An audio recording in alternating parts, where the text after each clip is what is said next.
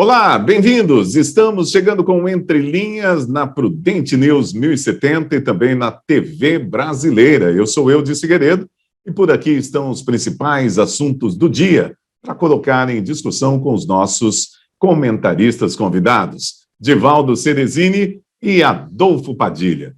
Olha, o nosso programa vai sempre ao ar às 11 horas da manhã na Prudente News e também com repeteco, aquele reprise às 3 horas da tarde. Na TV Brasileira, nós vamos ao meio-dia e às 8 horas da noite. E a gente vai começar hoje com um destaque do Adolfo Padilha. Adolfo, bem-vindo. Qual o seu destaque para hoje? Fala, Divaldo. Fala, Eudes, a toda a nossa audiência. Meu destaque hoje a gente tem que parabenizar o Curtume Vitapele, 21 anos aí de atividade, fundado em 2000. Em pouco tempo se tornou um dos maiores curtumes do mundo, pouca gente sabe disso. Exportando couro aí para o mundo inteiro, para vários países. Em nome do Nilcinho Vitali, parabéns para toda a família Vitali aí que leva e elevou sempre o nome de Prudente em questões relativas ao segmento, sempre no topo, né? Muito bem, vamos lá, Divaldo Ceresini, bem-vindo. Vamos lá para o seu destaque. Qual é o seu destaque para hoje? Eu gostaria de destacar uma situação que não é necessariamente nova, que é a situação da Zona Azul de Presidente Prudente. Segue um impasse, uma vez que a entidade, nos moldes atuais, não pretende mais continuar com o projeto, uma vez que ele dá prejuízo, e ela deseja fazer uma mudança de tarifa para que duplique isso daí, e em razão de manter os empregos daqueles que lá estão. Eu entendo que nós precisamos exigir a eficiência desse sistema, que é muito ineficiente. Muita gente não paga a Zona Azul por não conseguir comprar o bilhete. Passou da hora de nós termos a Zona Azul digital e nós temos esses funcionários ajudando na fiscalização. Não é emitindo multas, é ajudando na fiscalização. Muito bem, pessoal, vamos lá para a nossa primeira notícia de hoje, para colocar aqui na discussão com os nossos comentaristas. Ricardo Salles e o presidente do IBAMA são alvos de operação da Polícia Federal. Foi uma surpresa para mim essa notícia ontem. A notícia que nós vamos ler aqui é do renovamídia.com.br. A operação da Polícia Federal contra o Ministério do Meio Ambiente foi autorizada pelo ministro do Supremo Tribunal Federal, Alexandre de Moraes. Batizada de Acuanduba, a operação teve investigações iniciadas em janeiro, a partir de informações obtidas de autoridades estrangeiras, segundo a Polícia Federal. Os estrangeiros apontaram possível desvio de conduta de servidores públicos brasileiros no processo de exportação de madeira, e ainda de acordo com a corporação. Olha, o seu despacho, Alexandre de Moraes, também determinou a quebra de sigilo bancário e fiscal do ministro Ricardo Salles. E teve o afastamento preventivo de Eduardo Bin do comando do IBAMA. Vamos lá, conversando sobre esse assunto, discutindo esse assunto, a gente começa com Adolfo Padilha. Adolfo, com você. Olha, o que mais chama a atenção nisso aí, o que mais deixa a gente, mais uma vez, assim, em alerta, é como o ministro Moraes ele rompe todo um ordenamento jurídico. Como que ele não obedece uma regra que a gente aprendeu na faculdade, que faz parte do contexto legal de toda ação que o judiciário deve tomar. Ontem uma procuradora se colocou nas redes sociais indignada que nunca, em 21 anos, ela viu o STF determinar ou acatar uma solicitação da Polícia Federal sem a participação do Ministério Público. O Ministério Público, a gente sabe, muitas vezes a gente também não aceita algumas colocações do Ministério Público do ponto de vista do lado de cá, mas o Ministério Público é um dos órgãos, com seus acertos e seus erros, que maior regula os nossos direitos. Existem exageros em algumas coisas? Lógico que existe, ninguém é perfeito. Então, o que nos assusta é ver a Suprema Corte, ele já arrebentou a corda, a verdade é essa. Não é mais segredo para ninguém que tem um pouco de bom senso, que acompanha a política, mesmo sem querer defender o lado A ou o lado B, que o Supremo Tribunal Federal ele quer mandar no país sem disputar uma eleição.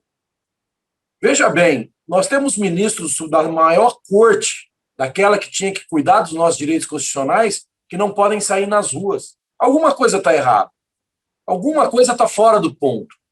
Esses ministros vivem numa luxúria bancada por todos nós, são escolhidos com indicação política, o que é um outro grande erro, e a gente tem que aguentar isso. Dessa operação, o que mais me chama a atenção é isso. Mas é lamentável. Muito bem, vamos lá. Divaldo Ceresini, como é que você viu essa operação da Polícia Federal envolvendo, né, diretamente aí o ministro do Meio Ambiente, Ricardo Salles? Olha, eu sempre tenho dito que eu gosto bastante do discurso do ministro Salles depois que ele leva algumas pauladas, né? Porque até levar paulada ele fica naquela lacração. Aí quando ele leva uma paulada muito grande, ele costuma dar um embasamento técnico para aquilo que ele acredita. E em grande parte das vezes, eu entendo que ele imagina um bom caminho, embora, no meu entendimento, também ele peque na execução desse bom caminho, e peque bastante nisso. Em relação especificamente a esse caso, ele decorre daquela grande apreensão, de uma grande apreensão de madeira, ele antecede a grande apreensão de madeira, no qual ele se envolveu na polêmica com o delegado da Polícia Federal lá no Amazonas. Isso se refere a uma carga de madeira que conseguiu ser exportada e ela foi pega lá nos Estados Unidos de maneira irregular e em um dia ela foi regularizada, por assim dizer, para que na tentativa de liberar essa carga lá nos Estados Unidos. O fato é que nos parece que realmente aconteceu alguma coisa de errado nesse processo, porque em um dia liberar uma carga que já foi exportada, que já está lá nos Estados Unidos, é no mínimo esquisito. E o ministro Ricardo Salles, ele é muito bom em se envolver nesse tipo de confusão. E a quebra do sigilo bancário, ela decorre de uma informação de movimentação suspeita, que teria acontecido no escritório de advocacia do qual ele se mantém sócio. Se manteve sócio no período em que foi secretário de Meio Ambiente em São Paulo, período no qual ele enfrentou uma situação parecida em relação ao manejo do rio Tietê, e agora ele continua se mantendo enquanto ministro do Meio Ambiente. Então, eu entendo que a polícia, se encontrou indício de irregularidade, seja de quem for, tem sim que pedir para investigar, assim como pediu para investigar o Toffoli. Ok, muito bem. Vamos lá, Adolfo Padilha, para a sua réplica, Adolfo. Não, eu só acho, do meu ponto de vista, ele não se mete em confusão. Do meu ponto de vista, ele colocou a mão na cumbuca de muita gente que tem e tinha formas de nadar no dinheiro público com a bandeira, entre aspas, do controle ecológico, do meio ambiente. Nós sabemos, sim, que ele está enfrentando uma resistência enorme ao enfrentar essas pessoas e essas ONGs, essas associações, esse pessoal que fala da Amazônia e nunca foi na Amazônia. Isso é notório, isso a gente sabe, né? Pessoas que fazem estudos na Inglaterra, na França, mas não vão lá na aldeia do índio fazer estudo.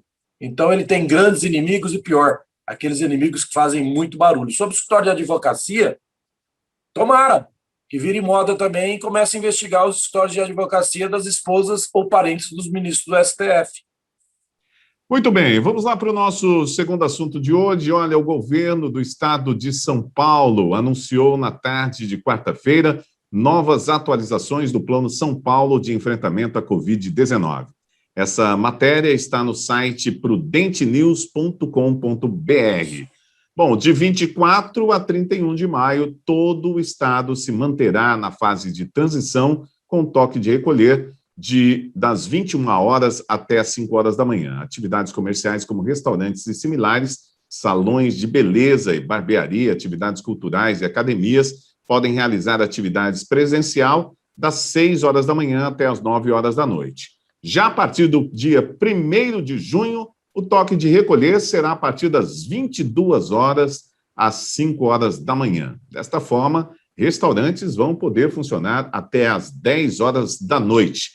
Vamos lá, comentando o assunto, Divaldo Ceresini, é com você. Olha, é mais uma atitude incoerente do nosso governo estadual, tá?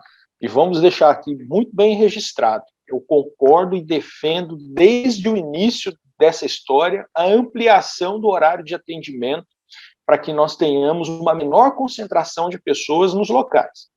Só que a visão do governo do estado, ela é diferente disso. Ela entende que tem que trancar tudo. Inclusive, lá em São Paulo, a prefeitura de São Paulo chegou a soldar a porta de comércio há algum tempo atrás. Nós temos um avanço do contágio, um novo avanço do contágio, nós temos um novo aumento na ocupação dos leitos hospitalares, e o governo do estado, que defende que quando isso ocorre, deve-se fechar o comércio, nesse caso, ele continua mantendo uma projeção de ampliação. Então, em relação ao pensamento do governo do estado, essa é uma medida incoerente, mas, no meu pensamento, nós deveríamos ampliar ainda mais esse horário para que nós possamos ter uma menor concentração de pessoas nesses estabelecimentos durante o período de atendimento. Muito bem, Adolfo Padilha, qual que é a ciência do governador do estado nessa abertura aí, hein? Olha, não tem ciência, mas todo mundo sabe, todo mundo que me acompanha nas redes sociais, todo mundo que me acompanha por aqui sabe que eu nunca fui a favor do tranca-tudo e continuo sendo a favor de que tenha-se o equilíbrio na abertura. Mas eu tenho que ressaltar aqui, ontem eu ouvi um promotor, Marcelo Crest, falar, tirando algumas coisas que eu não concordo, mas acho que, no geral, o recado é esse. Realmente a gente está andando e está vendo muita gente na rua sem necessidade. A gente passa por alguns bares, eles estão lotados. E o vírus ainda não acabou.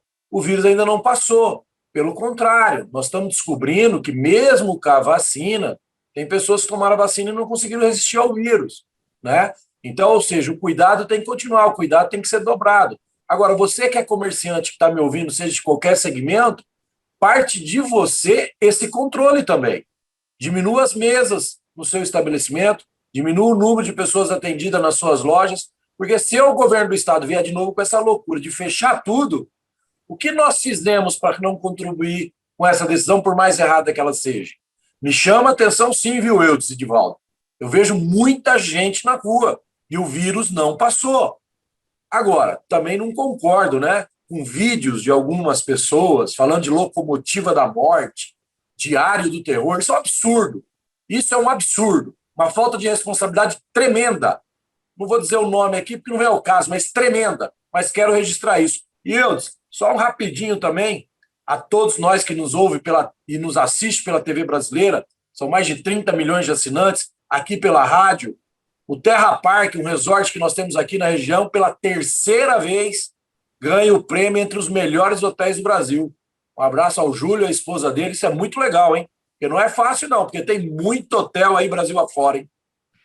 Parabéns aí para o Júlio, também para a Sandra, né? A equipe que trabalha muito, trabalharam nessa época de pandemia e fizeram umas novidades lá maravilhosas. Divaldo Ceresini, vamos lá, completando o assunto. Fica aí outro destaque para o nosso secretário municipal de turismo, né? Promover a integração desses resorts que nós temos aqui na região e a contribuir para a implantação de um outro lá na Cidade da Criança, com bastante potencial para isso. Mas para completar a questão do tranca-tudo, eu entendo que o Padilha tem razão, sim. Nós precisamos entender aquilo que nos cabe fazer nessa pandemia e agir nesse sentido, né? Vejo muita gente cobrando atitudes de terceiros, mas se esquecendo das suas próprias atitudes. E aí não tem solução mágica, não. O problema ele é grave e nós só vamos resolver se cada um fizer a sua parte. Muito bem, vamos falar da CPI da Covid-19. Ontem acompanhei de perto praticamente todo o depoimento do Eduardo Pazuello, ex-ministro da Saúde, nesse depoimento dos mais importantes aí da CPI que está acontecendo no Senado. Bom, auxiliares do presidente Jair Bolsonaro, que estavam acompanhando o depoimento do ex-ministro da Saúde, o general Eduardo Pazuello, para a CPI da Covid, e acreditaram que, na avaliação deles, o treinamento do governo deu certo. Fez muito bem ao ex-ministro. A análise foi feita no Palácio do Planalto, que o ministro está se mostrando preparado para responder os questionamentos e que mostra segurança. Bom, vamos saber dos nossos convidados, como é que eles viram o depoimento do ex-ministro Pazuello à CPI da Covid. Primeiro, Adolfo Padilha. Isso é manchete de oposição. Não teve treinamento, ele é um general, ele já foi treinado há 18 anos, né? Eu sei que tem algumas pessoas que desmerecem a patente de um general, é por desconhecimento, ignorância, ideologia política. A manchete aqui deveria ser assim: Renan insiste em ter uma resposta que agrade a oposição. Né? A gente não vê essas manchetes aí entre os colunistas de mídia tradicional. Então, eles preferem Pazuello mostra efeito. Que treinamento? Aonde? É a mesma história da farda. Criaram esse negócio que ele ia de farda, que ele ia vestido de general. E as pessoas ficam alimentando essas narrativas. Pazuello, sem mesmo seguro por um habeas corpus, pegou todo mundo de surpresa e respondeu a tudo, com firmeza, do jeito que é. Porque essa narrativa que não comprou vacina, quem insiste nisso é maldoso ou mal intencionado. Porque os dados, se você pegar a cronologia dos fatos, não tem como. A Pfizer, por exemplo, que muitos aqui gostam de falar, ela foi aprovada nos Estados Unidos em dezembro, né? E chegou aqui ao mesmo tempo. Chegou 20 dias, estava aqui depois. E agora nós somos o único país do mundo que já tem dose comprada para todo mundo no Brasil. E ninguém fala isso. São 580 milhões de doses já pagas, né? E ninguém fala nada. Então a gente vai ter que ficar alimentando essa brincadeira aqui, ter que ouvir o Divaldo falar do Pazuello, enfim, faz parte do jogo. Muito bem, eu vi nas redes sociais aí que o Divaldo falou pazueiro. Será que ele vai continuar aqui nesse segmento? Divaldo Ceresini, é com você. Olha, tem muita coisa que a gente precisa corrigir, né? A primeira é de que o Brasil é o único país do mundo que comprou vacina para todo mundo. Os Estados Unidos não só compraram, como aplicou já em quase todo mundo e está dando vacina para quem for lá visitar o país, né? Isso, é claro, que se deve, em grande parte, ao governo do presidente Trump e, na segunda parte, que foi a de aplicar, ao governo Biden. Então, parabéns aos Estados Unidos pela eficiência, parabéns à Inglaterra, que já está com mais de 70% da população imunizada, e o Brasil vai chegar lá, vai demorar, mas vai chegar lá. Demora muito graças ao trabalho desse senhor, o Pazuello, sim, porque o que ele faz de zoeira com o nosso país, o que ele fez e faz, não está escrito, não. Eu sempre tenho dito que ele, sem dúvida alguma, é um general de 3 estrelas, o nosso exército tem generais de até 4 estrelas, ele envergonha a instituição do Exército Brasileiro, envergonha o Brasil também. Uma pessoa extremamente despreparada, para a qual ele precisou, para fazer esse depoimento, ele precisou de um treinamento intensivo de mídia, custeada pelo nosso dinheiro, foram mais de R$23 mil por um final de semana, não conseguiria dar conta na semana passada, deu esse migué do contágio pelo coronavírus, tanto é que no dia seguinte ele já estava lá reunido com o ministro Onyx Lorenzoni, então foi migué, na minha opinião, essa questão dele não ter feito o depoimento semana passada, e nesses 14 dias aí ele continuou se preparando. Foi bem no começo, até fez algumas piadinhas lá, não esclareceu nada, absolutamente nada, e no final, vejam só, um general que não consegue aguentar uma situação de estresse de alguns senadores danadinhos. Quem dirá numa guerra como se comportaria um general desse? Vergonha para o nosso país. E chega de passar pano em gente incompetente. Muito bem, vamos lá. Adolfo Padilha pediu réplica. É com você, Adolfo. É um absurdo como o Divaldo ele é equivocado, né? Ele precisava, desculpa, eu só preciso corrigir a informação. O Brasil já vacina mais que o Reino Unido. O Reino Unido fica onde? No México? Que nem disse aqui o senador do PT ontem na CPI, a divisa do Brasil com o México. Onde fica o Reino Unido? Eu não sei onde fica. Onde é que fica? Né? O Brasil já vacinou mais, 10% a mais. Se juntar Itália e Argentina, o Brasil já vacinou mais do que esse povo todo. Como que anda devagar? O Brasil é o quarto em vacinação, Divaldo. Em pouco tempo, se contar os dias do início até hoje, em percentual, o Brasil só perde para os Estados Unidos e para a China, em número de vacinados. Já são mais de 60 milhões de gente com vacina. Os Estados Unidos é fabricante. Claro e óbvio que ele tem vacina e vai doar a vacina, além de ser uma potência econômica e mundial. E além de não ter passador de pano para senador ladrão. Passador de pano que quer colocar a CPI como se fosse uma coisa séria. Lá nos Estados Unidos deve ter isso, mas a gente não vê. Né? Aqui tem, principalmente no rádio e na televisão. Muito bem, vamos lá. O Divaldo pediu para tréplica. Divaldo, é com você. Essa insistência que o nosso amigo tem em dizer que o Brasil é o quarto em vacinação, realmente, em números absolutos, o Brasil é o quarto. Em números proporcionais, ele está lá para 30º. Nós vacinamos menos de 20% da nossa população, enquanto o Reino Unido vacinou mais de 70%. Nós poderíamos ter um percentual maior, que é o que vai nos fazer ter um pouco mais de tranquilidade nessa pandemia. Não tivemos. Não adianta também ficar aqui chorando sobre o leite derramado. O que tem que fazer é corrigir esse caminho e, para nossa felicidade, eu entendo que o ministro Queiroga tem feito isso muito bem. Muito bem, nós vamos para um rápido intervalo, a gente volta daqui a pouquinho com mais Entre Linhas na Prudente News 1070 e também na TV Brasileira.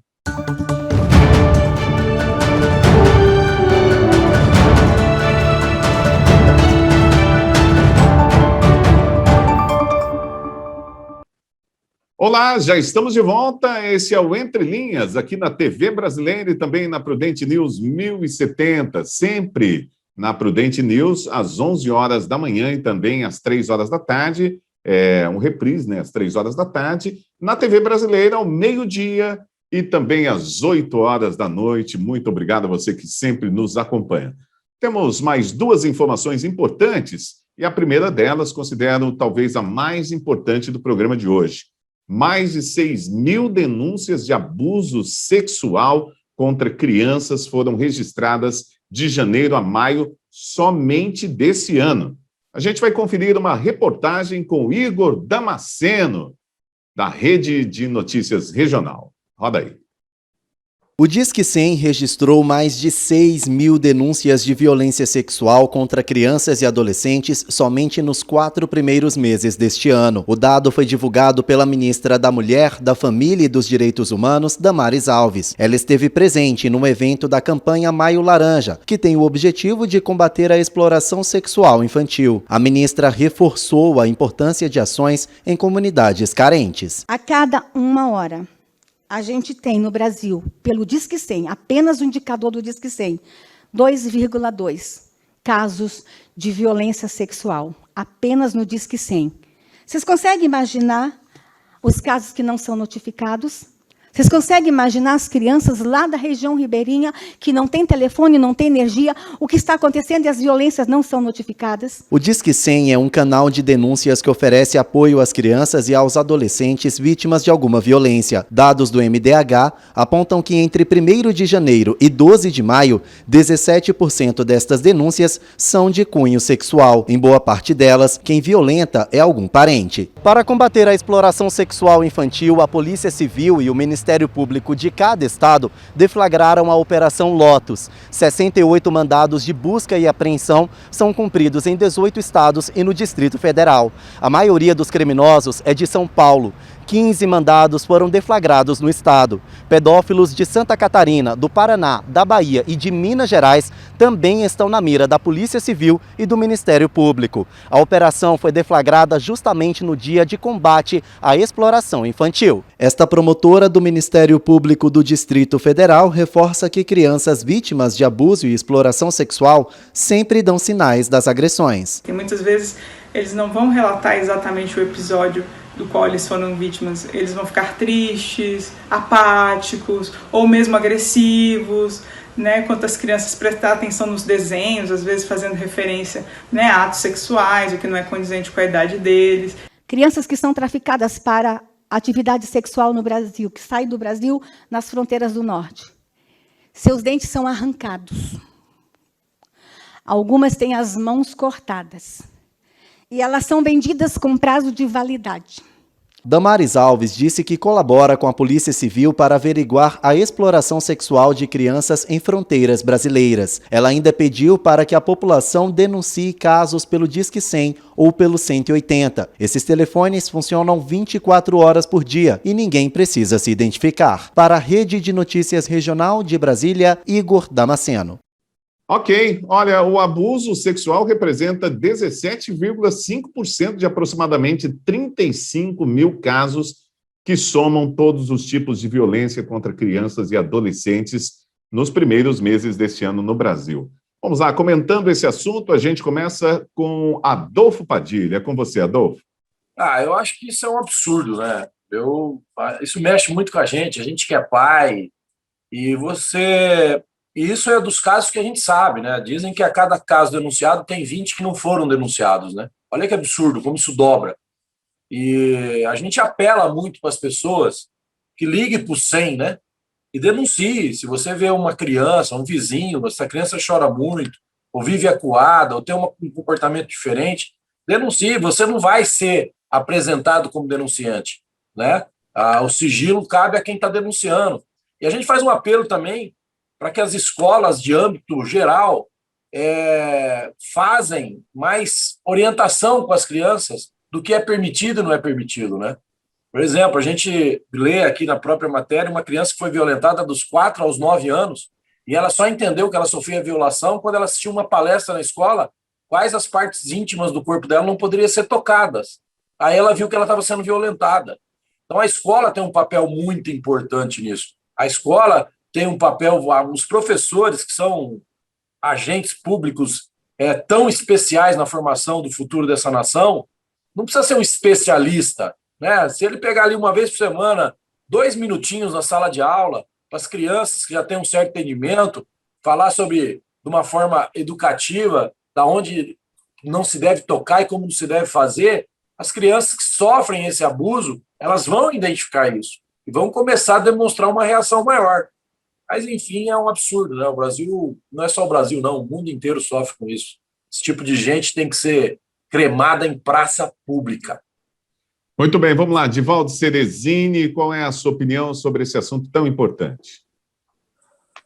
A violência contra as crianças, sem dúvida alguma, é um dos crimes mais hediondos que possa existir. Infelizmente, é um crime de difícil identificação, a violência sexual especialmente, um crime de difícil identificação, né? E, sobretudo, porque geralmente essa violência ela acontece por gente do convívio da criança.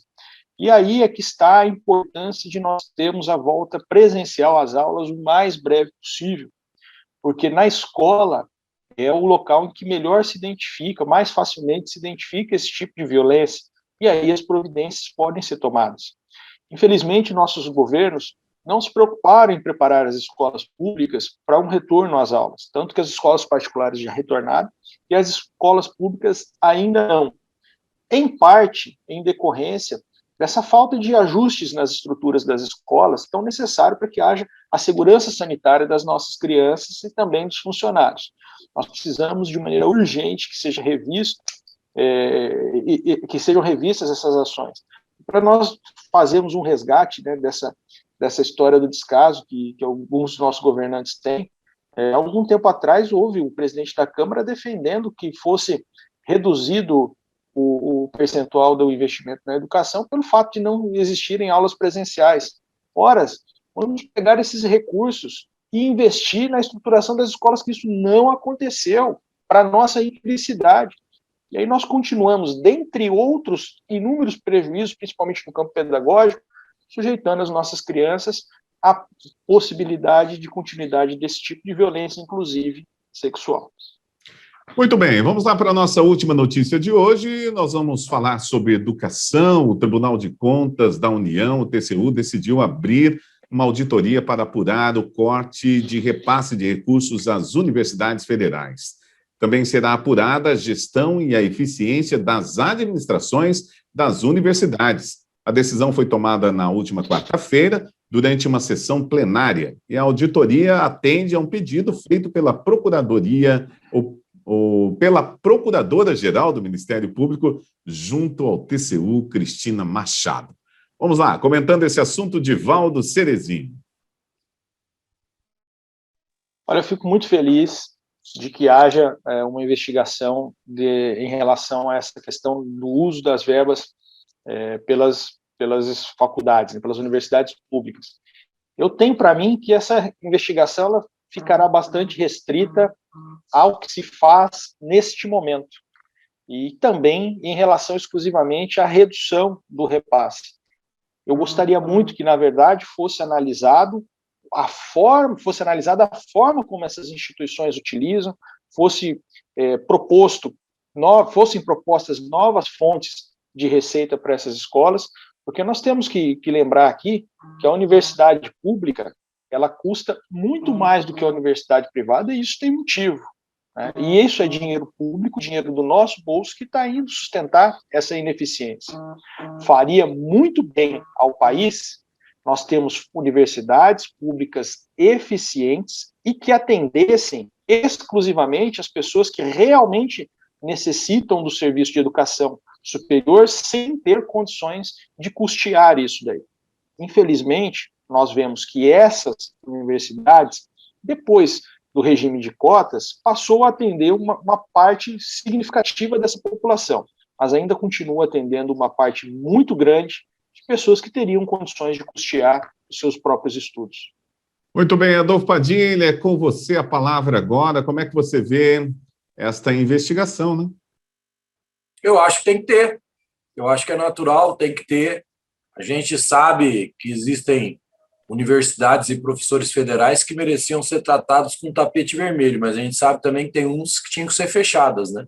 A realidade triste é essa. Como eu disse, o governo federal, como o exemplo que eu dei do ministro Salles, quando na educação ele também mexe em vespeiro.